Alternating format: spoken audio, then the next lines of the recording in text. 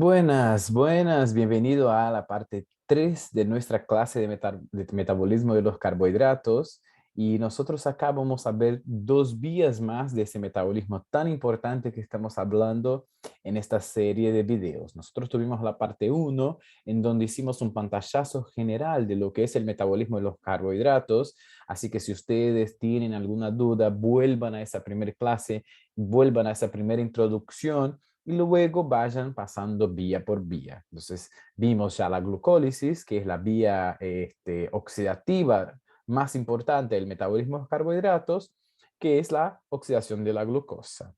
Vimos el destino del piruvato, si es en aerobiosis, que vamos a producir mucho más ATP, que si hacemos en anaerobiosis ante la ausencia de oxígeno o en tejidos que no tienen mitocondrias, como ser el eritrocito, en donde la cantidad de ATP que se obtiene tras la glucólisis anaeróbica son 2 ATPs nada más. Por eso tiene que ir a alta velocidad para que la cantidad de ATP que se fabrique sea suficiente. Y el detalle de la glucólisis anaeróbica es que el piruvato pasa a lactato. ¿Y por qué era que pasaba el lactato, el piruvato al lactato? ¿Se acuerdan? Mientras ustedes piensan, voy a... El cafecito, ahí no aparece. Ahí. Bueno, eh, es para oxidar al NADH producto de la glucólisis. Si no oxidamos el NADH, porque no hay cadena respiratoria o mitocondria en este caso, la glucólisis no sigue y tengo que hacer muchas veces glucólisis. Entonces, al hacer de piruvato al lactato, oxidamos al NADH, obtenemos el NAD, que es sustrato de la glucólisis, y ese ciclo sigue manteniendo. ¿Sí? Muy bien. Bueno, nuestras vías que vamos a ver ahora son dos vías importantísimas, que es la gluconeogénesis y la vía de las pentosas fosfato.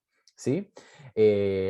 Son dos vías que pasan en situaciones distintas. La gluconeogénesis ocurre en ayuno, siempre en ayuno, en el hígado principalmente, aunque pueda pasar en otros órganos como ser el riñón y el intestino, pero el órgano mantenedor de nuestra glucemia durante el ayuno es el hígado. Entonces, el principal órgano que va a estar haciendo gluconeogénesis es el hígado, pero recuerden, agreguen ese puntito que el riñón también puede hacer gluconeogénesis, pero un 10%, muy poco, y el intestino también, pero es un contenido nuevo, se está publicando ahora que el intestino es un órgano que hace gluconeogénesis, ¿sí?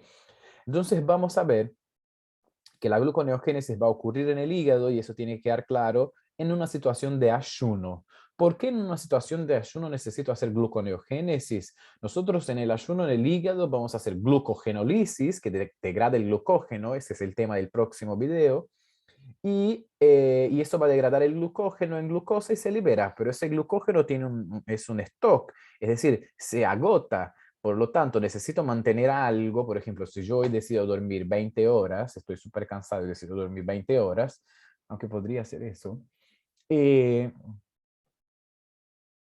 el glucógeno no es suficiente para estas 20 horas. Y sin embargo, yo puedo estar 20 horas durmiendo y no va a estar pasando, y yo despierto súper bien. ¿Por qué? Porque tuve glucosa durante todo ese tiempo. Recuerden que el glóbulo rojo y el cerebro no vive sin glucosa. Entonces,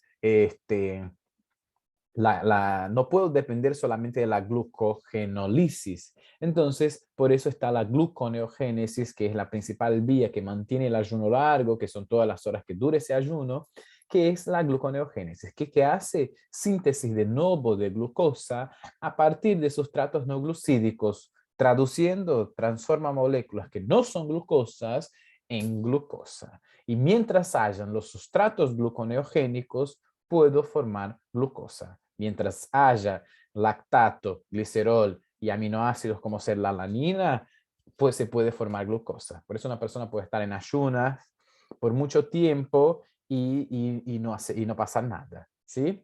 Muy bien. ¿Por qué arrancamos con la gluconeogénesis si no vimos la glucogenólisis todavía? Porque preferí dividir, hacer un video solamente del metabolismo del glucógeno, entonces vemos glucogenogénesis y glucogenólisis separado, y la gluconeogénesis es más o menos la glucólisis al revés. Entonces, como estamos fresquitos de la glucólisis, ya entramos en gluconeogénesis, ¿sí? Entonces, van a ver que casi todo al revés de lo que es la glucólisis. Eso que es fácil, la vía. Bien, y luego vemos la vía de las pentosas, vía de la saciedad. Bien, la gluconeogénesis, hay unos conceptos ahí claves de la gluconeogénesis. Convierte 2 moléculas de piruvato en una de glucosa a través de 11 reacciones metabólicas, esa es la vía metabólica. 7 reacciones, fíjense, 7 reacciones son comunes con la glucólisis. Por eso les digo, es como una glucólisis al revés. En vez de oxidar, voy reduciendo, subiendo. Puesto que son reversibles, y otras 4 son específicas de la gluconeogénesis. ¿Y cuáles son? Las que son irreversibles de la glucólisis. Recuerden que en la glucólisis nosotros teníamos 2 pasos irreversibles principales, que era de fructosa 6-fosfato a fructosa 1,6-difosfato, que es este, de fructosa 6-fosfato a fructosa 1,6-difosfato, y el de fosfenol piruvato a piruvato. Es decir, si acá es irreversible, la misma enzima no puede catalizar la reacción. Entonces tengo otra enzima ahí que cataliza, que son enzimas específicas de la gluconeogénesis. Necesita de metabolitos, es decir, sustratos, y un poder reductor. Necesito NADH. Tengo que tener NADH para hacer gluconeogénesis. Y energía. Recuerden que acá es un proceso anabólico, no es un proceso catabólico, es un proceso anabólico, porque voy a estar sintetizando una molécula, no voy a estar haciendo catabolismo, degradación como es la glucólisis. Acá estamos haciendo anabolismo, estamos sintetizando, haciendo construcción de una molécula, ¿sí? Proceso anabólico. Bien, ¿qué sustratos nosotros vamos a utilizar para hacer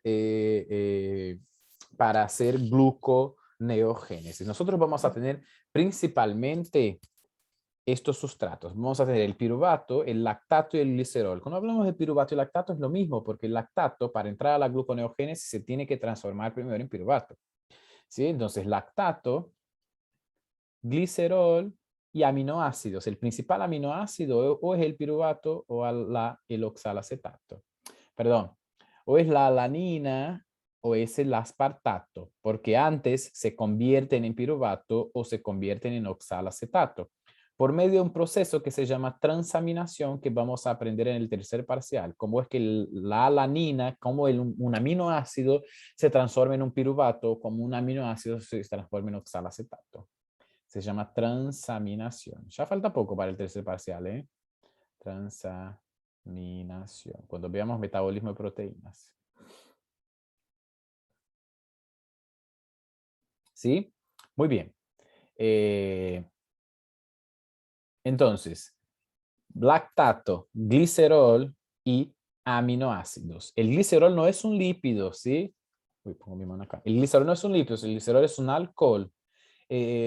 Por lo tanto, porque mucha gente dice, es alanina, entonces aminoácidos, lactato y lípidos. No es lípidos, no, es un alcohol. ¿Sí? Lípidos no hacen gluconeogénesis. No hay todavía cómo transformar un lípido en glucosa, pero sí puedo transformar el glicerol que está en un lípido, pero que no es, en una glucosa. Bien. Entonces, nosotros arrancamos con el lactato, la alanina. Ambos para comenzar la gluconeogénesis se tienen que transformar en piruvato, por eso aparece el piruvato acá. El lactato, ustedes conocen la reacción. ¿Por qué encima el lactato se transforma en piruvato? A ver. ¿Quién va a ser el valiente que va a contestar? Muy bien. Lactato deshidrogenasa. Entonces el lactato por lactato deshidrogenasa se transforma en piruvato. ¿Y de dónde viene ese lactato? El lactato puede venir del glóbulo rojo 24 horas por día, 24/7. Todo el tiempo el glóbulo rojo está mandando lactato a sangre, ese lactato va al hígado para hacer gluconeogénesis. En un ejercicio intenso donde hago glucólisis anaeróbica, viene el lactato de ahí. Entonces el lactato es un producto de la glucólisis anaeróbica. La alanina es liberada por el músculo durante el ayuno para que el músculo da alanina para que se transforme en glucosa. La alanina por transaminación en piruvato, el lactato por lactato deshidrogenasa. Vamos a poner acá lactato deshidrogenasa. Lactato deshidrogenasa se transforma en piruvato. Entonces yo arranco con el piruvato. Cualquier molécula que forma piruvato puede ser un sustrato gluconeogénico, ¿sí? Bien, el piruvato entonces, una vez que nosotros tenemos piruvato, arranca la gluconeogénesis. Y el glicerol entra en la parte final de la gluconeogénesis, no entra en el inicio, entra en la parte final, ¿sí? Muy bien. El piruvato, para entrar a la gluconeogénesis, podría, voy a volver acá el powercito de la glucólisis,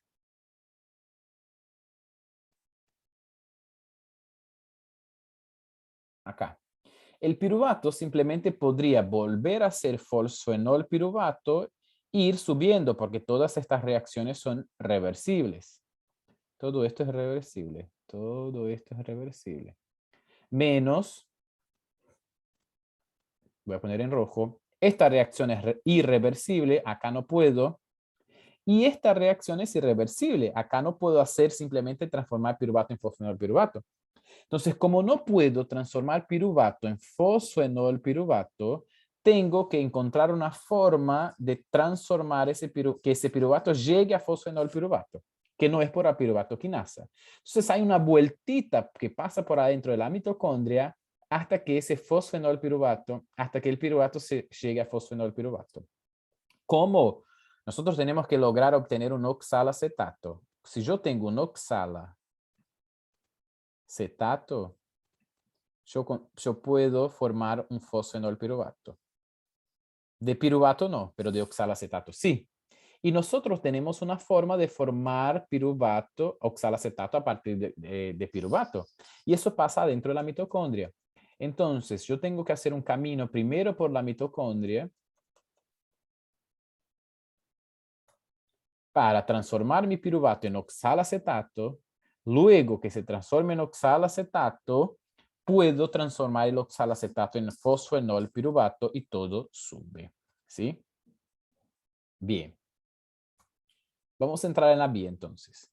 Que el piruvato se transforme en lactato, lactato de deshidrogenasa. Vamos a gastar a un NADH.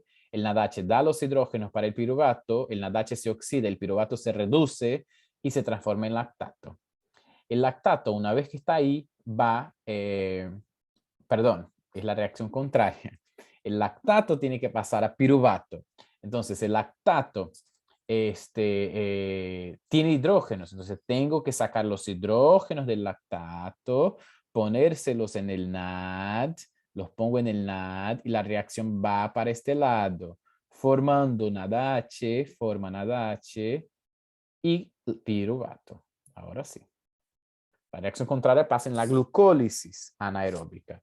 Y ahora mi objetivo es transformar lactato en piruvato. Entonces voy a oxidar al lactato y reducir al NAD a piruvato. ¿Sí? Muy bien. Esa es la reacción por la cual el glicerol entra. El glicerol entra ya en la parte final del proceso. Después hablamos de esta reacción. Bien, entonces, alanina, lactato se transforman en piruvato y el piruvato, para que se transforme en oxalacetato, recuerden que el oxalacetato es el que se transforma en fosfenol piruvato y acá está dibujadita toda la reacción, tiene que entrar a la mitocondria. ¿Por qué? Recuerden que la mitocondria, nosotros tenemos, una vez que tenemos piruvato, recordando la clase pasada, una vez que nosotros tenemos piruvato, el piruvato una vez que entra en la mitocondria, esto es mitocondria, vamos a escribir acá. Mitocondria, vamos a amplificar esto. El piruvato en la mitocondria tiene dos caminos. Uno que nosotros ya aprendimos, que es de piruvato, ¿a qué? ¿A qué molécula? A acetil-CoA. Acetil-CoA, por acción de la piruvato deshidrogenasa, que es una enzima que se activa en la saciedad o cuando hay mala carga energética. Nosotros estamos en el ayuno, no tenemos saciedad, entonces en el hígado esta enzima está bloqueada porque no hay insulina que la active, entonces no funciona esta reacción. Recuerden, el piruvato en ayuno en el hígado no se transforma en acetil-CoA, sino que en el ayuno en el hígado el piruvato tiene otro camino, que es transformarse en oxalacetato.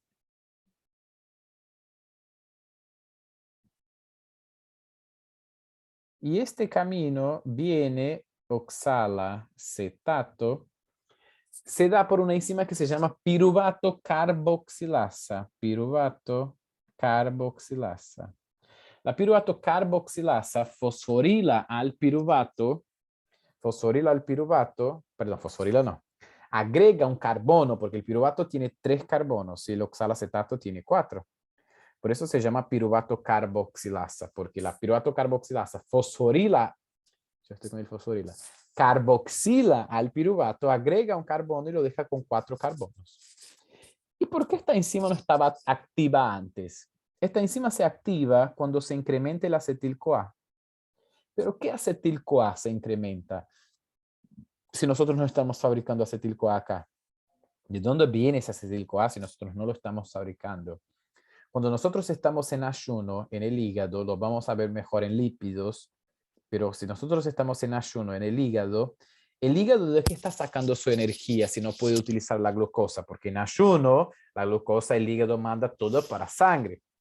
¿Y el hígado de qué vive? El hígado vive en el ayuno de ácidos grasos.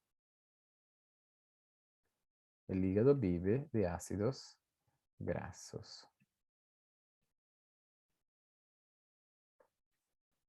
Por beta oxidación, nosotros oxidamos al ácido graso, lo vamos a aprender en el metabolismo de lípidos, y el producto de la oxidación es acetil-CoA, NADH y FADH. Acetil-CoA. Entonces, cuando nosotros estamos haciendo beta oxidación de ácidos grasos en el hígado, es en el ayuno, hay mucho acetil-CoA en la mitocondria.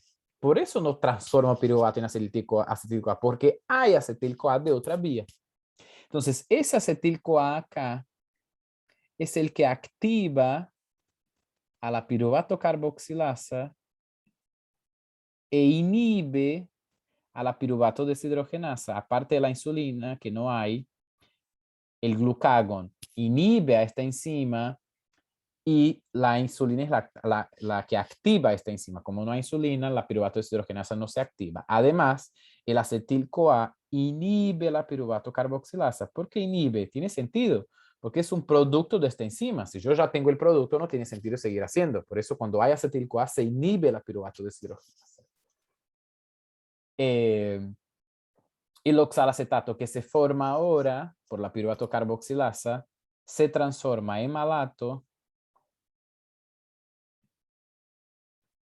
Nosotros necesitamos oxalacetato, pero el oxalacetato no sale de la mitocondria. El malato sí. Entonces formamos malato, el malato sale de la mitocondria. El malato, una vez afuera de la mitocondria, por la malato deshidrogenasa, da el oxalacetato afuera de la mitocondria. Y el oxalacetato afuera de la mitocondria ahora puedo hacer el pasito que nosotros dijimos, que es transformar ese oxalacetato en fosfenol piruvato, que es esa reacción irreversible de la glucólisis. Todo ese camino hacemos porque no puedo deshacer la reacción de la piruvato quinasa, que es de fosfenol a piruvato. Entonces, como no puedo hacer eso, tengo que hacer todo este camino para llegar a oxalacetato y a partir del oxalacetato formar fosfenol piruvato. ¿Por qué puede pasar eso con el oxalacetato? Porque hay una enzima en el citosol que se llama PEPCK. ¿Qué es la fosfenol piruvato carboxiquinasa? La fosfenol piruvato carboxiquinasa, que es esta, lo que va a hacer es fosforilar al oxalacetato, porque el fosfenol piruvato tiene un fosfato. Entonces, la fosfenol piruvato carboxiquinasa gasta un GTP, fosforila al oxalacetato, saca de un carbono del oxalacetato, porque el fosfenol piruvato, recuerden, tiene 3 carbonos, y transforma el oxalacetato en fosfenol piruvato. Esta enzima, la fosfenol piruvato carboxiquinasa, es una de las primeras marcapasos de la gluconeogénesis. No es la principal, pero es la que comienza y es irreversible. Entonces es importantísimo saber que es una de las primeras marcapasos de la gluconeogénesis, la fosfenol piruvato carboxiquinasa. Si es una enzima irreversible y es una de las marcapasos, tengo que conocer la reacción. ¿Sí? Perdón, tengo que conocer la regulación. ¿Y cómo es la regulación de la PEPCK? La regulación de la PEPCK se da por una hormona importante que se libera en el ayuno. ¿Qué hormona se libera en el ayuno aparte del glucagón? Mm, muy bien, cortisol. Cortisol. Cortisol. El cortisol estimula la PEPCK, induce la transcripción de PEPCK. El mecanismo de transducción de señales del cortisol es simple. El cortisol ingresa a la célula porque es una hormona liposoluble, es esteroidea. Tiene su receptor en la membrana del núcleo. El receptor está ahí, es un factor de transcripción. El cortisol se une a ese factor de transcripción, cambia su conformación. El receptor que tiene un dominio de unión al ADN, que son los dedos de zinc, que están guardaditos, cuando el cortisol se une, los dedos de zinc se liberan, se unen al ADN, a la porción regulatoria de un gen, e inducen la transcripción de enzimas. ¿Sí? Muy bien. El cortisol entonces induce a la PEPCK. El cortisol induce a la PEPCK. Cuando el cortisol induce a la PEPCK, se activa ahí esa reacción que es el inicio realmente de la gluconeogénesis, que es volviendo la glucólisis. Ahora, si una persona usa corticoide, que es el cortisol exógeno, por eso es que el diabético no puede utilizar mucho tiempo corticoide. ¿Por qué? Porque el corticoide es el cortisol sintético. Si yo estoy tomando corticoides, es como si hubiera mucho cortisol. Si hay mucho cortisol, se induce mucha PEPCK, y si se induce mucha PEPCK, se induce la gluconeogénesis, se fabrica mucha glucosa y por eso puede dar una hiperglucemia en el diabético. ¿Sí? Y otra cosa, ¿por qué engorda? Porque va a formar glucosa que no necesita.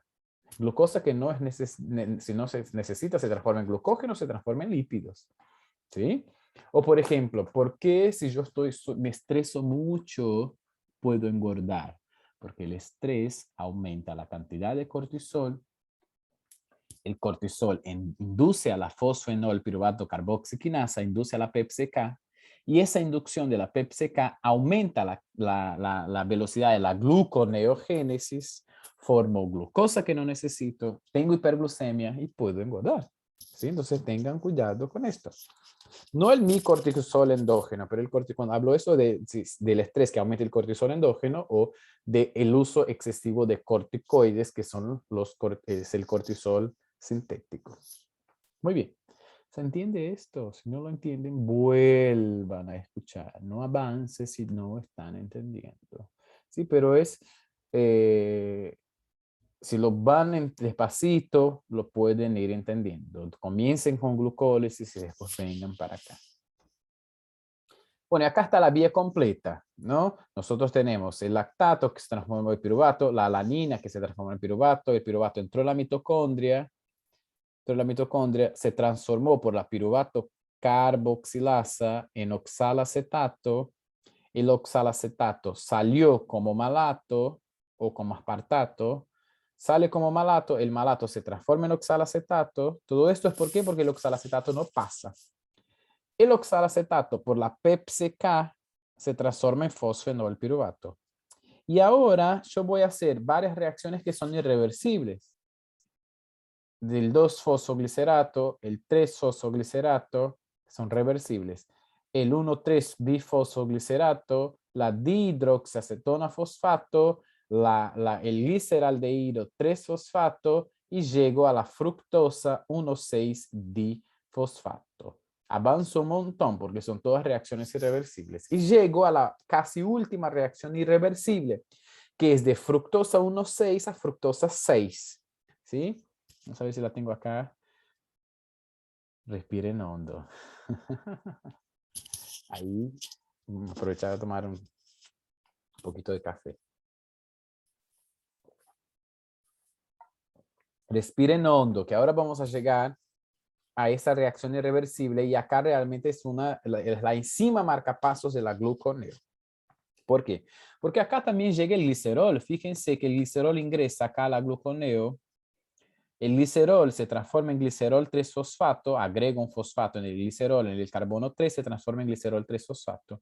El glicerol 3-fosfato se transforma en dihidroxiacetona fosfato y ya tengo acá la dihidroxiacetona fosfato, el encuentro de la dihidroxiacetona fosfato del piruvato que vino, y ahora todo se transforma por reacciones reversibles en fructosa 1,6-bifosfato. Y acá es el encuentro, ¿sí? Acá es la reacción por la cual el glicerol se fosforila a glicerol 3-fosfato y después que se transforma en dihidroxiacetona fosfato. Bien, ahora respiramos hondo. Respiramos hondo y vamos a esta reacción. Fíjense qué linda y hermosa es esta reacción, ¿sí? Muy bien. Nosotros acá, para hacer de fructosa 1,6-bifosfato a fructosa 6-fosfato, ¿qué tengo que hacer? ¿Qué diferencia hay entre la fructosa 1,6-bifosfato con la fructosa 6-fosfato? Falta un fosfato. La reacción es simple, es sacar un fosfato. Entonces, de fructosa 1,6 a fructosa 6, tengo que sacar un fosfato. Si yo saco un fosfato de acá, si saco un fosfato del carbono 1, si saco el fosfato del carbono 1, transforma en fructosa 6-fosfato. ¿Sí? Pero este paso es muy regulado, es muy regulado, es muy regulado porque es la reacción, la enzima marca pasos realmente de la gluconeogénesis. Sí, ahora les voy a explicar cómo es la regulación de este proceso en el hígado. No se desesperen.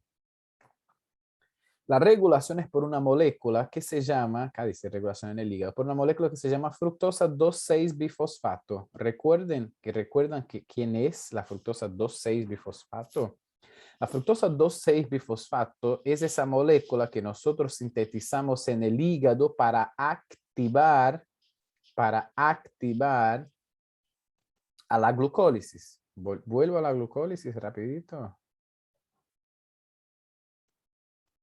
Esa moleculita que nosotros dijimos que la fructosa 2,6-bifosfato, que se forma por la fructosa 6-fosfato, en el hígado hay una enzima que es la FFK2.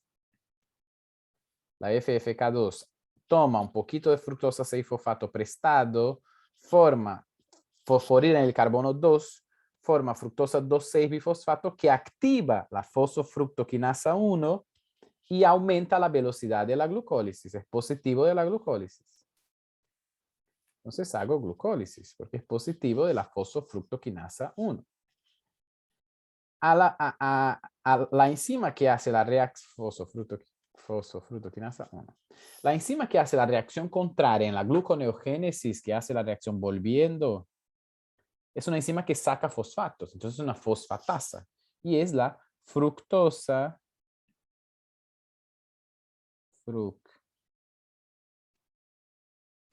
fructosa 1,6 bifosfatasa, o bifosfatasa o fosfatasa.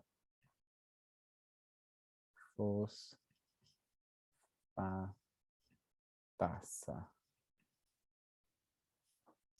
¿Qué es lo que va a hacer? Cortar la o fructosa 6, fructosa 1,6 difosfatasa, que va a sacar el fosfato del carbono 1 y dejar en fructosa 6-fosfato. Esta enzima, que es la marca pasos de la gluconeo, tiene una regulación negativa. ¿Cuál es? La misma fructosa 2,6-bifosfato que estimula la fosfofructoquinasa 1, inhibe a la fructosa 1,6-bifosfatasa. Entonces, activa la glucólisis e inhibe la gluconeogénesis. Tiene sentido porque yo tengo insulina y tengo saciedad. Tengo glucosa alta, no tengo que estar haciendo glucosa. Entonces piensen, si yo tengo que hacer, tengo un montón de glucosas, no tengo que hacer gluconeogénesis. Si yo tengo un montón de glucosas, lo que tengo que hacer es almacenar en forma de glucógeno y no estar oxidando esa glucosa y no estar fabricando más glucosa. ¿Sí? Entonces, en saciedad, la insulina desfosforila y activa a la fosfofructoquinasa 2, desfosforila y activa a la fosfofructoquinasa 2, la fosfofructoquinasa 2 forma la fructosa 2,6-bifosfato que activa la glucólisis e inhibe a la gluconeogénesis. Ahora, cuando yo estoy en ayuno, para no entrar en hipoglucemia, necesito de glucosa, hacer gluconeo. Estoy en ayuno, se libera el glucagón. El glucagón tiene efecto antagónico a la insulina. El glucagón lo que hace es, por la pK, fosforila a la FFK2. Si está activa desfosforilada, está inactiva fosforilada. Entonces el glucagón inactiva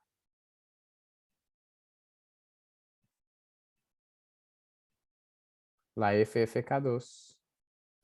Si la FFK2 está inactiva, no se forma la fructosa 2,6-bifosfato, no activa la FFK1 y no inhibe a la gluconeo. Entonces, la enzima de la gluconeo, al no estar inhibida, comienza a trabajar. ¿Sí? Entonces, en el ayuno, el glucagón inactiva a la FFK2. La FFK2 inactiva no fabrica la fructosa 2,6-bifosfato, que es el modulador positivo de la glucólisis y negativo de la gluconeo. Si no lo fabrico, dejo de inhibir y dejo de activar a la glucólisis y dejo de inhibir al gluconeo. Si la glucólisis no está activa, no funciona. Y si yo saco la inhibición de la gluconeo se activa. Entonces comienza a trabajar.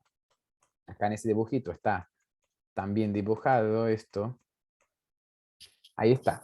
La fructosa 2,6-bifosfato, ¿sí? La fructosa 2,6-bifosfato es modulador alostérico positivo de la fosfofructoquinasa 1 y es modulador alostérico negativo de la fructosa 1,6-bifosfatasa. Entonces, si yo inhibo a la FFK2, si yo inhibo a la FFK2, no formo a la fructosa 2,6, no inhibo a la fructosa 2,6-bifosfatasa, 1,6-bifosfatasa, la 1,6-bifosfatasa saca el fosfato y forma la fructosa 6-fosfato. Si yo como, se libera insulina. La insulina desfosforila y activa la FFK2. La FFK2 forma la fructosa 2,6, activa la glucólisis e inhibe la gluconeo y ahora hago glucólisis y no hago gluconeo. Entro en ayuno, el glucagón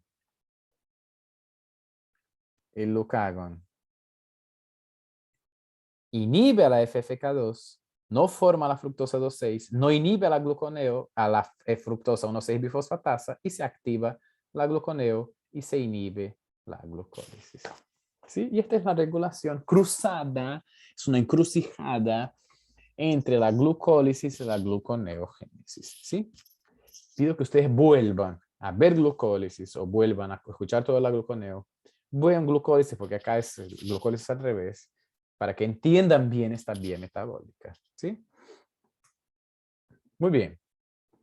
Entonces, en el hígado, todo esto está pasando en el hígado y ahora yo tengo fructosa 6-fosfato. La fructosa 6-fosfato por isomería se transforma en glucosa 6-fosfato. Reacción irreversible. Ahora yo tengo que sacar esa glucosa. ¿Y glucosa con fosfato se libera? ¿Glucosa con fosfato se libera o no? ¿Puede pasar a la membrana la glucosa que está con fosfato? ¿Puede o no puede? No puede. Recuerden que nosotros agregamos fosfato a la glucosa para que la glucosa no salga de la célula una vez que entró. Entonces, antes que la glucosa salga, nosotros tenemos que sacar el fosfato. Y necesitamos una enzima que está en la membrana del hígado. No está en el músculo, por ejemplo. Por eso el glucógeno del músculo no sale a la circulación. La glucosa 6-fosfatasa solamente está en el hígado. Y la glucosa 6-fosfatasa va a desfosforilar a la glucosa 6-fosfato, libera la glucosa y la glucosa sale para la sangre. Sale para la circulación, pasa al torrente sanguíneo y va a mantener la glucemia en el ayuno prolongado. Mantener la glucemia.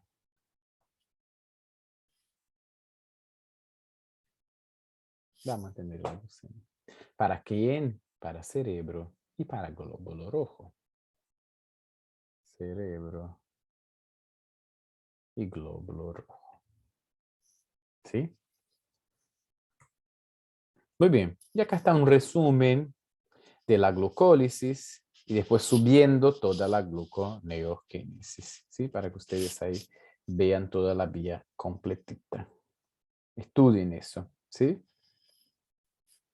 Fíjense, acá nosotros tenemos un dibujito interesante en el cual podemos ver todos los sustratos de la gluconeogénesis y los sustratos que van a entrar en la gluconeogénesis en el intestino. Esto es un enterocito, ¿sí? Esto es un enterocito.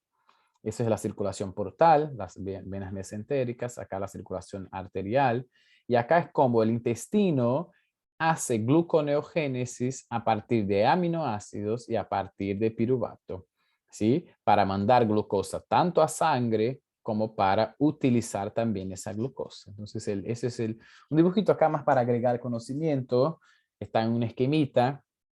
Se debe que el intestino también hace gluconeogénesis, a pesar de que nosotros no estudiemos tanto el papel del intestino en mantener la glucemia, pero sí el intestino está involucrado en la glucemia. Bien, algo que les comenté en el video pasado, que era el ciclo de Cori. Acá están los Cori, que es Gerty Teresa Cori y Carl Ferdinand Cori, que fueron los químicos que ganaron un premio Nobel, miren qué importante, porque descubrieron ese ciclo que el músculo, cuando está en ejercicio intenso, que le falta oxígeno, hace glucólisis anaeróbica. Cuando hace glucólisis anaeróbica, fermenta el piruvato a lactato. El lactato pasa a sangre, viaja por sangre, el hígado capta ese lactato, forma piruvato, del piruvato lo mete a la gluconeogénesis, forma una nueva glucosa que pasa a sangre, que vuelve al músculo y así sigue ese ciclo. Por eso es que yo les digo que el ejercicio intenso anaeróbico no adelgaza tanto. ¿Por qué? Porque nosotros reaprovechamos ese lactato para formar una nueva glucosa. ¿Sí? Ahora, sirve para aumentar el músculo, hacer hipertrofia, que el músculo consuma más energía. ¿Sí? Si lo combino eso con el otro que gasta completamente la glucosa, ahí serviría más para adelgazar. Acá es el otro dibujito, la célula muscular, la glucosa se transforma en piruvato. Si no tengo oxígeno, ese piruvato va al lactato y ese lactato pasa al hepatocito para hacer ciclo de Cori. Pero otra cosa que puede hacer el músculo es transformar ese piruvato en alanina, en un aminoácido, y ese aminoácido ir a sangre, pasar al hígado, el hígado de la alanina se transamina piruvato, hace gluconeogénesis y haga una nueva glucosa. ¿Sí? Y ahí llegamos a la vía de las pentosas. Entonces, recordando, gluconeogénesis, enzimas marcapasos, fosfenol piruvato carboxiquinasa, PEPCK, fructosa 1,6 bifosfatasa y glucosa 6-fosfatasa, que es la que saca el fosfato, la última reacción. ¿Sí? Vía del ayuno. Pasa en el hígado, en el riñón y en el intestino, pero el que mantiene realmente el ayuno es el hígado. ¿Por qué es el que mantiene? Porque si yo saco el hígado, la glucemia del paciente cae y el paciente se muere. Por eso la insuficiencia hepática mata. Vamos ahora a hablar de una vía linda, maravillosa, que es la vía de las pentosas fosfato. La vía de las pentosas fosfato es una vía que ocurre en la saciedad en todos los tejidos. En el cerebro y en el glóbulo rojo, cerebro y glóbulo rojo. Como tienen glucosa 24/7 todo el tiempo, hacen sea ayuno, sea saciedad. El resto solamente va a ser en saciedad porque gasta glucosa. Es una vía que gasta glucosa, que el sustrato es la glucosa. ¿Sí? Muy bien. Bien. Eh, Vamos a hablar un poquito de generalidades de la vía de las pentosas. La vía de las pentosas fosfato es una vía alternativa de oxidación de la glucosa. Vamos a oxidar, es decir, gastoglucosa, y resulta en la formación de dos moléculas importantísimas, el NADPH y la ribosa 5-fosfato. ¿Y para qué sirven estos dos? Fíjense acá, vamos a hablar primero de la ribosa 5-fosfato. Todos estos tejidos, esperma, fíjense, los espermatozoides se fabrican todo el tiempo y eso sufre mucha mitosis. Estoy fabricando división celular, el riñón, el hígado que se regenera, el hueso, el cerebro no tanto, pero la sangre que todo el tiempo que estoy fabricando glóbulos rojos, haciendo división celular, mitosis, mitosis, mitosis, las células musculares que están se dividiendo, el intestino que se divide, un montón del intestino se divide. Cuando nosotros pensamos en división celular, mitosis, ¿qué nosotros tenemos que hacer antes de hacer una mitosis? Duplicar el ADN. Nosotros antes de hacer una mitosis tenemos que duplicar el ADN. Para duplicar el ADN tengo que tener un nuevo ADN. ¿Y qué uso para fabricar ADN? Ribosa 5-fosfato. La ribosa 5-fosfato, que es esto, es la que va a tener la base nitrogenada, digamos adenina, y va a tener el fosfato y formar el nucleótido. Y esto es la cadena del ADN y del ARN, todo esto que está relacionado. Sí, entonces, la ribosa 5-fosfato es un azúcar precursor de distintas biomoléculas, como ser el NAD, el NADP, el FAD mononuclear, mononucleótido, la coenzima, el ATP, el GTP, el ADN y el ARN. Utilizamos mucha ribosa 5-fosfato en nuestro cuerpo. ¿Y de dónde viene la ribosa 5-fosfato? De la vía de las pentosas, ¿sí? Muy bien. Entonces, por un lado esto, necesito mucha ribosa 5-fosfato para fabricar ¿qué moléculas? Fabricar nucleótidos,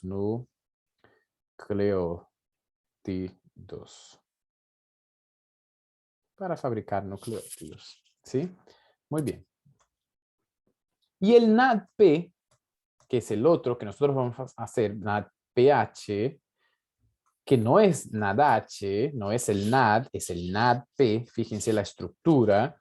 El NAD tiene una adenina, dos ribosas, dos fosfatos y la nicotinamida. El NADP tiene todo lo mismo, pero acá en la ribosa se agrega un fosfato. Y ahí es el NADP, es decir, tiene una diferencia, tiene un fosfato más. ¿Sí? Muy bien. ¿Y para qué sirve tener ese fosfato más? El NADH, ¿dónde se reoxida? Se reoxida todo el tiempo en la mitocondria, ¿no? En la cadena respiratoria o en la lactato deshidrogenasa. Y el principal objetivo de oxidar al al NADH es obtener energía. Pero si nosotros necesitamos electrones en otras reacciones de anabólicas, ¿quién me da estos equivalentes reductores? Si el NADH se gasta todo en la fabricación de energía.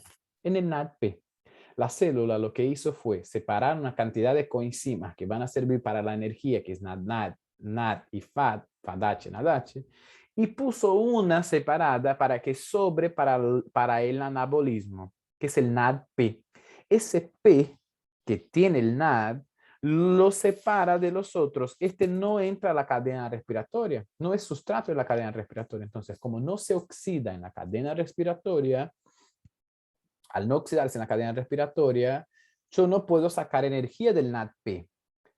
ATP, no puedo formar ATP a partir del NADPH, pero sí lo puedo utilizar en otras vías que necesitan equivalentes reductores, que necesitan hidrógenos, que necesitan energía, ¿sí? Entonces, ¿dónde podemos utilizar el NADPH? En vías degradativas, el sustrato es oxidado generando NADH y FADH. Hay un resumencito de lo que dije ahora. El NADH y el FADH forman ATP. En cambio, para la síntesis de compuestos biológicos ocurre al revés. existe un gasto de ATP y reducción del sustrato. Y para esta reducción es utilizado el NADPH. Para que yo esté reduciendo y formando una molécula, necesito sacar hidrógenos. Para formar una molécula necesito poner hidrógenos. ¿Dónde saco? Del NADPH. ¿Y de dónde viene el NADPH? De la vía de las pentosas. Entonces, en la vía de las pentosas forman dos moléculas importantísimas. La ribosa 5-fosfato, que sirve para formar nucleótidos, para formar ADN, para formar toda la división celular, y el NADPH, que es un equivalente reductor para las vías anabólicas, para la síntesis de compuestos biológicos. ¿Sí? Entonces, el NADPH, ese es importante, acá faltó una D.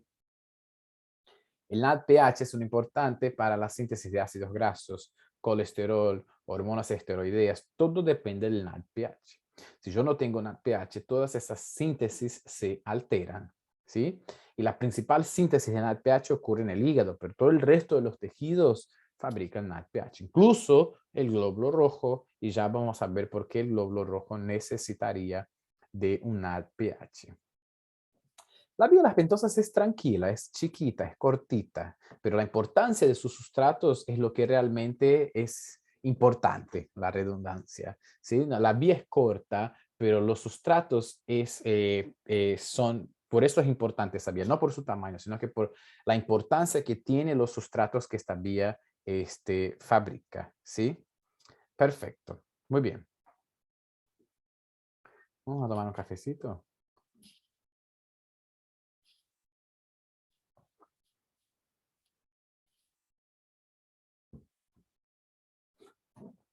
Muy bien. Cómodo acá.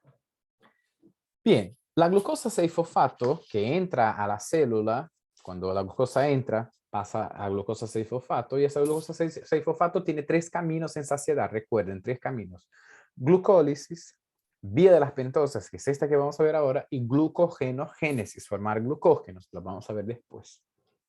Vamos a ver el camino ahora de glucosa 6-fosfato a vía de las pentosas.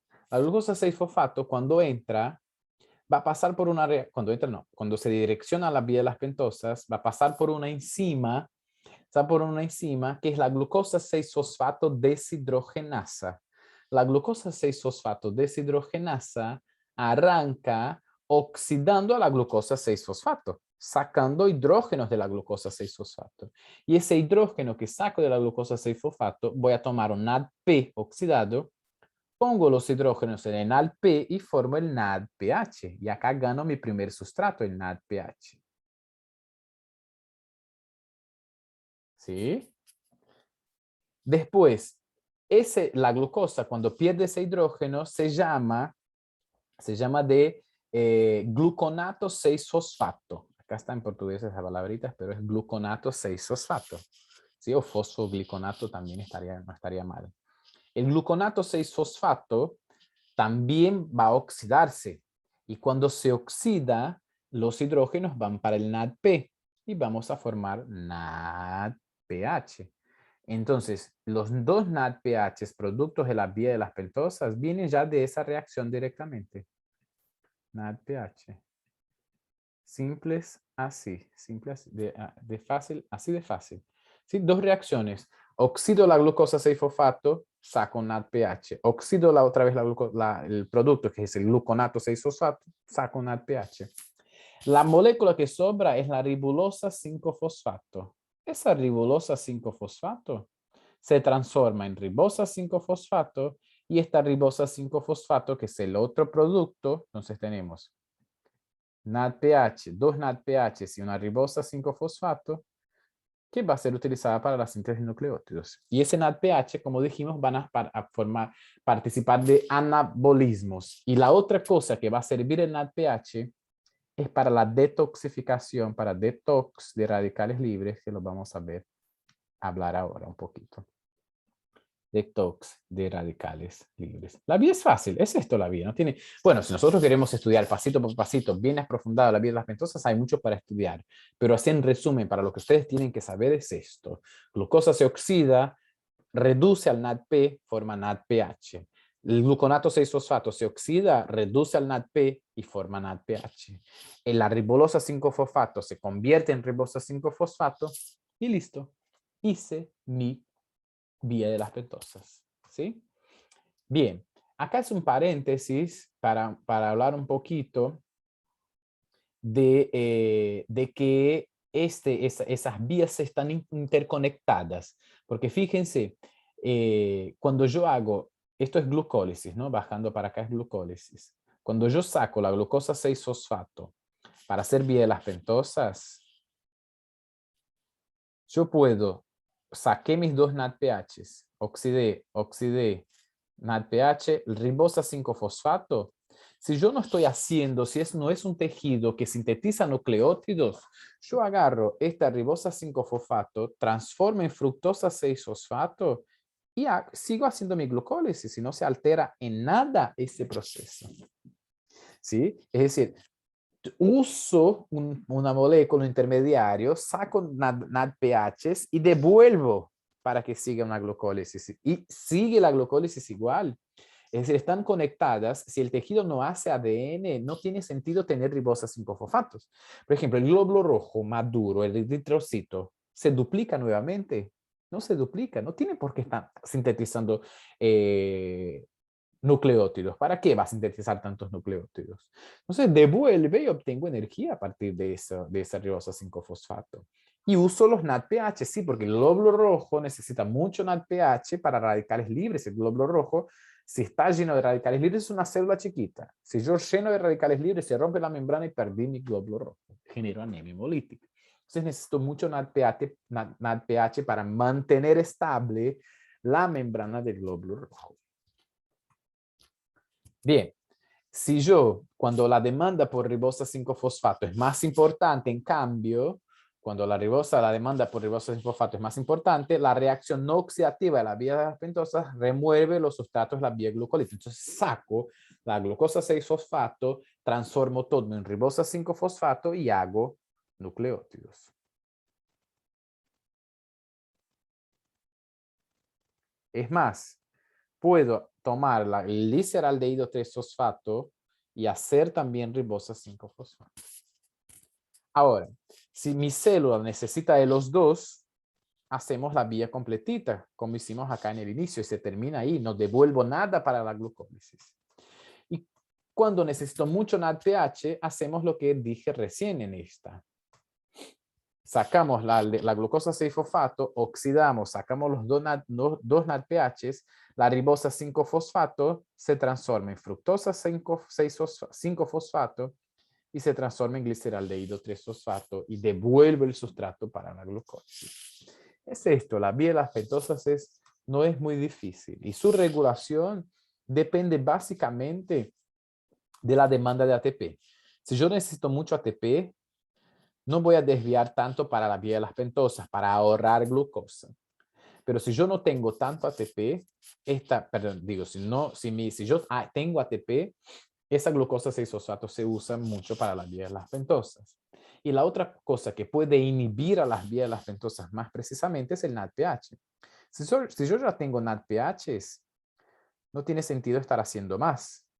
No se van a acumular ahí, quedar acumulados. No se acumulan tanto. Cuando necesito los hago.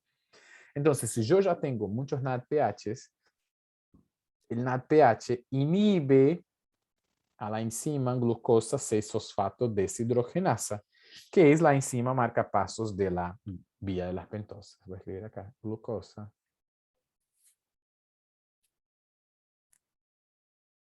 6-fosfato deshidrogenasa.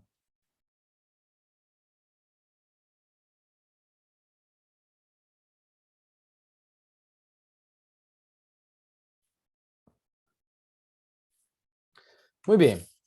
Y ahora vamos a hablar de esa importancia del NADPH que dije de los radicales libres. Ahí recordando un poquito, ¿por qué necesito NADPH? Necesito NADPH para síntesis de ácidos grasos, síntesis de colesterol, síntesis de neurotransmisores, síntesis de nucleótidos, metabolismo de xenobióticos, catabolizar fármacos, catabolizar alcohol, catabolizar colorantes, catabolizar, conservantes, todas esas moléculas que entran en nuestro cuerpo que no sirven para nada, tienen que sufrir un catabolismo para eliminarse. Y está involucrado ahí el sustrato que se necesita para detoxificar estas moléculas, para que sean solubles, es el NADPH. Fíjense la cantidad de cosas que necesita el NADPH. La vía de las pentosas es chiquita, pero su importancia es enorme. Si no fabrico NADPH, no puedo hacer nada de esto, ¿sí? Por eso es tan importante. Y la otra cosa tan importante de que nosotros utilizamos vía de las pentosas es la formación de radicales libres. Nosotros hacemos radicales libres todo el tiempo. Estamos expuestos a la radiación ultravioleta que produce daño en el ADN. ¿Cómo produce daño en el ADN? Por radicales libres. La radiación forma radicales libres, oxidan el ADN. La inflamación celular forma radicales libres, ataca el ADN. Fumar, hábitos, la radiación, la polución del aire, todo el ambiente, todo esto forma radicales libres. Y el foco de estos radicales libres es oxidar moléculas. Y si nuestro ADN se oxida, puede sufrir una mutación y generar una enfermedad. Por ahí un cáncer. ¿Sí? Entonces es muy importante nosotros que nosotros sepamos qué es un ácido, un radical libre y qué hace para entender cómo es que nuestro cuerpo detoxifica este radical libre. Bueno, ¿qué es un radical libre? El radical libre es un átomo que le falta un electrón. Los átomos tienen que tener los electrones en pares. Los átomos estables tienen un parcito de electrones. Son carentes. No pueden estar solos. Tienen que estar en pareja. Si yo saco el electrón de un átomo que estaba estable, se enoja y se transforma en un radical libre. No está más en pareja, está libre. Entonces, si no está más libre y quiere estar en pareja, va a tratar de robar el parcito, el electrón del otro que está estable. Entonces sale alterando otras moléculas para tratar de que esté estable. ¿Sí? Entonces, el antioxidante, ¿qué hace el antioxidante? Tiene un electrón sobrando, completa el radical y detoxifica ese radical libre. Y no es más radical libre porque se completó el electrón que faltaba. Eso, un ejemplo de antioxidante es la vitamina C. Entonces, la vitamina C tiene electrón sobrando para dar ese electrón al radical libre y completar su valencia. ¿Sí? ¿Se entiende? El radical libre tiene que estar en un par. Si el parcito, si el electrón tiene su parcito ahora, si el átomo tiene su parcito, listo, está todo perfecto. ¿Sí? Entonces, radical libre es aquel que está desapareado. Le falta el electrón, está solo, no tiene un par. Entonces, si yo le devuelvo el parcito, está perfecto. Ahí está, con ese dibujito lo pueden entender mejor. ¿Sí? Muy bien. Entonces, por ejemplo, un lípido insaturado de la membrana plasmática, si yo tengo un lípido en la membranita plasmática, viene un radical y hace una reacción de iniciación que transforma mi lípido en un nuevo radical libre. Ese lípido, ahora que se transformó en un radical libre, perdió un electrón, comienza a propagar y transformar otros lípidos en radicales. ¿Por qué? Porque va sacando electrones del otro para tratar de que esté estable. Y por eso es que si yo si tengo radicales libres en la membrana, lo que voy haciendo es alterando toda la membrana, porque un lípido va robando del otro, uno va robando del otro y va alterando distintas partes de esa membrana plasmática. ¿Sí? Entonces, nosotros tenemos varias formas de detoxificar a un radical libre, ¿sí? No es tan fácil. Así como tenemos un montón de reacciones que forman radicales libres, utilizando, básicamente las reacciones que utilizan oxígeno pueden formar radicales libres, porque uno de los radicales libres es el anión superóxido. Como el oxígeno tiene un alto poder reductor, se reduce muy fácil, toma electrones. Si se toma electrón, tiene un electrón sobrando, se transforma en un radical libre. Es lo mismo que puede pasar en la cadena respiratoria, ¿sí? Que es el anión superóxido. Varias enzimas que forman la ciclooxigenasa, la lipoxigenasa, la citocromo P450 reductasa, ¿sí? Las NADP oxidasas, la xantina oxidasa, la NOS, la óxido nítrico sintetasa, la detoxicación de fármacos, la radiación ultravioleta, todos estos pueden transformar el oxígeno en un radical libre, que es el anión superóxido. Ese anión superóxido puede ser detoxificado por una enzima, que es una enzima antioxidante que nosotros tenemos, que es la superóxido dismutasa. La superóxido dismutasa transforma el anión superóxido en agua oxigenada, que sigue siendo un radical libre. Entonces es una detoxicación incompleta. Entonces yo sobre el agua oxigenada, el peróxido de hidrógeno, puedo hacer dos cosas. Pasar por la catalasa, que la transforma en agua, o puedo utilizar la glutatión, la glutatión deshidrogenasa, ¿sí? Que también es otra enzima que puede detoxicar el anión, el agua oxigenada, ¿sí? La glutatión peroxidasa, perdón, la glutatión deshidrogenasa, no, glutatión peroxidasa. La glutatión peroxidasa es otra enzima que puede detoxificar el peróxido de hidrógeno, ¿sí? Tenemos la catalasa y la glutatión peroxidasa. Voy a circular esto ahí para hablar de peroxidasa, pero lo voy a hablar ahora. ¿Sí? Entonces, el anión superóxido, por la superóxido dismutasa, se transforma en agua oxigenada y el agua oxigenada tiene que pasar o por la catalasa o por la glutatión peroxidasa para que se transforme en agua, ¿sí? Y así poder detoxicar. Por ejemplo, el agua oxigenada es un radical libre. Si ustedes agarran sangre, tienen una gotita de sangre y ponen una gotita de agua oxigenada, ¿qué va a pasar? Pongo agua oxigenada en sangre. Dióxido de carbono y agua. Todo se dispersa en dióxido de carbono y agua. ¿Por qué?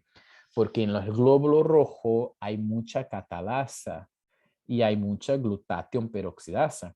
Entonces, cuando pongo agua oxigenada en el glóbulo rojo, en sangre, la catalasa y la glutatión peroxidasa que están ahí en sangre van a detoxificar el peróxido de hidrógeno a agua y dióxido de carbono.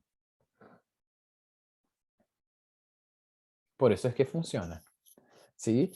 ¿Qué es lo que tiene que ver esto con la limpieza? Con sangre nada, pero si yo pongo esto en una bacteria que está en esa sangre, así como lesiono otras moléculas, lesiona la pared de la bacteria y por eso es un antiséptico. Bueno, no se usa porque va a lesionar todo, no solamente bacterias, pero lesiona células de ese tejido que está inflamado o cortado o lesionado. ¿Sí? Bien, acá un montón de reacciones que fabrican peróxido de hidrógeno. La superóxido dismutasa de todos estos tejidos que estoy fabricando anión superóxido forma agua oxigenada. Es una detoxicación incompleta. Necesito que ese peróxido de hidrógeno se detoxifique o por la catalasa o por la glutatión peroxidasa. Por eso necesito los antioxidantes para antioxidar a los radicales libres para que no produzcan daño en nuestro ADN. Pero es porque si produce daño en el ADN, ¿qué puedo tener? Aumento de necrosis, apoptosis, cáncer, las células envejecen, altero la expresión génica y es un proceso, un problema, ¿sí? Por eso necesito antioxidantes. Nosotros tenemos antioxidantes exógenos que nosotros consumimos en la comida todos los días y necesitamos mucho, sus detox, vitaminas, los carotenos, vitamina C, A, E. Vitamina E protege mucho las membranas, ¿sí? Los minerales y otros, la coenzima Q10, importantísima. Yo uso a veces coenzima Q10 y que nosotros tenemos en la cadena respiratoria. Y tenemos los endógenos, ¿sí? Que es la coenzima Q10 también, que es endógeno, el glutatión, y que es de este vamos a hablar ahora, y que es el glutatión, es la que usa la glutatión peroxidasa, que es otra opción para detoxificar al peróxido de hidrógeno, así como nosotros tenemos H2O2, Así como nosotros tenemos la catalasa, también tenemos la glutatión peroxidasa. Bien, y la glutatión peroxidasa se llama así por el glutatión. El glutatión es un antioxidante poderosísimo, que es sustrato de la glutatión peroxidasa. Por eso se llama glutatión peroxidasa. ¿Qué es el glutatión? El glutatión es un tripéptido. Es un tripéptido. Tengo 3 aminoácidos. Tengo el glutamato, tengo la cisteína y tengo la glicina. Agarro el glutamato, agrego cisteína. Se transforma en glutamilcisteína. Agrego la glicina y tengo el glutamilcisteinilglicina. Nombre cariñoso, glutatión o glutationa. Glutatión. El glutatión son 3 aminoácidos nada más, ¿sí? Glutamato, cisteína y glicina. La cisteína es la que da la parte importante de ese glutatión, la cisteína. La cisteína, recuerden que tiene un sulfidrilo. Acá está. Tiene un sulfidrilo. Entonces vamos a poner acá glutatión. El glutatión va a tener la cisteína. La cisteína tiene un sulfidrilo. Yo agarro otro glutatión, siempre van a trabajar en pares, que tiene otro sulfidrilo, la cisteína, y hago un puente de hidrógeno entre estos dos. Y tengo acá hidrógenos disponibles. ¿Sí? Este es un glutatión que nosotros vamos a llamar de glutatión reducido. Si nosotros tenemos glutatión reducido,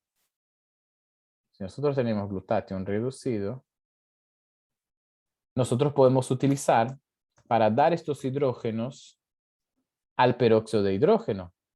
Dar hidrógenos acá para formar agua y detoxificar el peróxido de hidrógeno.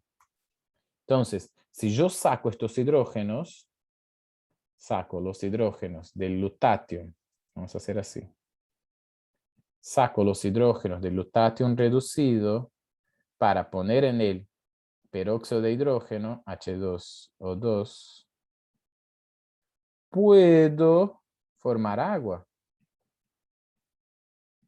Más agua. ¿Sí? Para esto, cuando hacemos esto, la enzima que saca los hidrógenos del glutatión reducido para poner en el peróxido de hidrógeno es la glutatión peroxidasa. Cuando la glutatión peroxidasa trabaja, libera el glutatión sin los hidrógenos, que es este. Vamos a poner acá. Sin el hidrógeno, el sulfuro queda acá. Sin el hidrógeno, el sulfuro queda acá. Y hacemos un puente disulfuro entre los dos. Y este glutatión sin el hidrógeno se llama glutatión oxidado. ¿Hasta ahí lo entendieron? Si lo entendieron, vuelva. Bueno, y se hizo la reacción. Pero nosotros no tenemos uno solo peróxido de hidrógeno, tenemos varios. Como tenemos varios, tenemos que volver a formar glutatión reducido. Para volver a formar glutatión reducido, tengo que devolver hidrógenos. ¿Y de dónde saco estos hidrógenos, mis amores? ¿De dónde saco estos hidrógenos? Para poner en el glutatión oxidado. Del NADPH. El NADPH, la vía de las pentosas, por eso cuando decimos que el NADPH, que el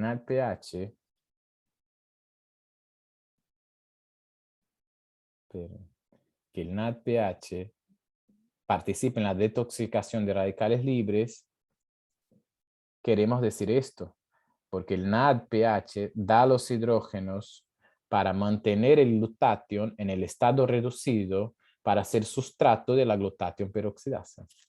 Y la enzima que agrega los hidrógenos del NADPH al glutatión reducido, al glutatión oxidado para que se transforme en reducido es la glutatión reductasa, que reduce al glutatión. Bueno, acá lo tenemos mejor.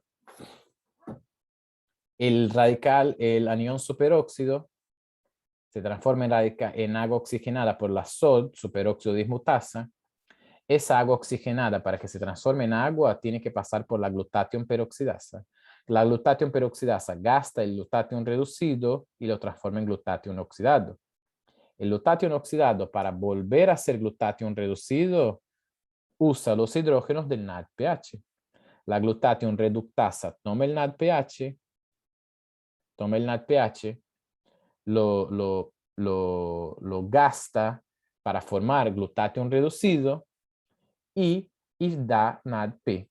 Ese NADP se regenera a NADPH en la vía de las pentosas. O sea, la vía de las pentosas, por la glucosa 6-fosfato deshidrogenasa, forma NADPH, que da los hidrógenos para la glutatión reductasa, formar el glutatión reducido, que da los hidrógenos para la glutatión peroxidasa, detoxificar al peróxido de hidrógeno en agua. Y respiren hondo. Lo tienen que repetir, ¿sí? Bueno, ahí lo tengo otra vez. Glutatión reducido con hidrógenos, ¿sí? Puedo utilizar para la glutatión peroxidasa para detoxicar el peróxido de hidrógeno. Cuando uso, tengo el glutatión oxidado. Para que el glutatión oxidado vuelva a ser glutatión reducido, uso el NADPH. Cuando el NADPH se usa, se oxida y tengo que volver a la vía de las pentosas para formar de nuevo el NADPH. ¿Sí?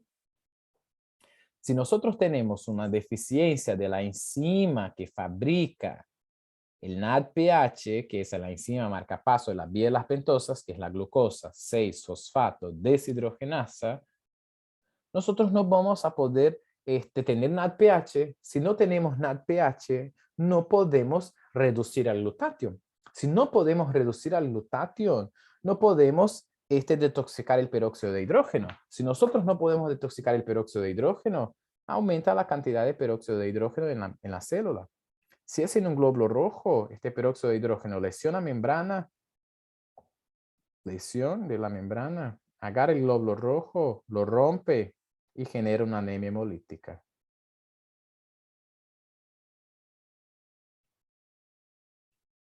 Rompiendo todos mis glóbulos rojos. ¿Sí? Acá les dejo información de la deficiencia de esta enzima, que es una deficiencia genética. Grande variedad genética, herencia ligada al sexo. ¿Sí? Entonces, esto es esta enfermedad genética. Muy bien. Y acá les dejo un esquemita, que después para que hablemos más adelante, cuando hablemos de diabetes. La diabetes mellitus causada por obesidad genera un estado inflamatorio y que resulta en hiperglicemia o hiperglucemia en español. Esa hiperglucemia genera en la célula un estado de desequilibrio óxido-reductivo. Ese desequilibrio oxidorreductivo aumenta la cantidad de radicales libres, lo que va a aumentar la cantidad de citoquinas proinflamatorias, como el factor de necrosis tumoral, la interleuquina 1, interleuquina 6, interleuquina 18. Todo esto va a generar más inflamación a nivel renal y de tejido adiposo. Y por eso es que el diabetes tiene distintos problemas en distintos órganos, ¿sí? Por eso es muy importante mantener el nivel de antioxidantes que nosotros consumimos todos los días altos, porque aparte de todo ese proceso endógeno, la vitamina A, la vitamina C, la vitamina E, también ayudan a proteger la membrana. Aún en esa enfermedad que hay deficiencia de la glucosa 6-fosfato deshidrogenasa, si yo tengo un buen aporte de vitaminas, puedo mantener algo y no tener tanta anemia hemolítica, ¿sí? Y bueno, y llegamos al tema del último video que quedará para la próxima, que es el metabolismo del glucógeno, ¿sí? Entonces les dejo acá, que ya hicimos mucho, la clase está muy larga. Ustedes respiren, vuelvan a escuchar todo eso las veces que sean necesarias y aprendan, y nosotros muy pronto nos veremos. Les dejo un beso. Si tienen dudas, me consultan, ¿sí? Estudie mucho porque es mucha información que les di ahora. Un abrazo.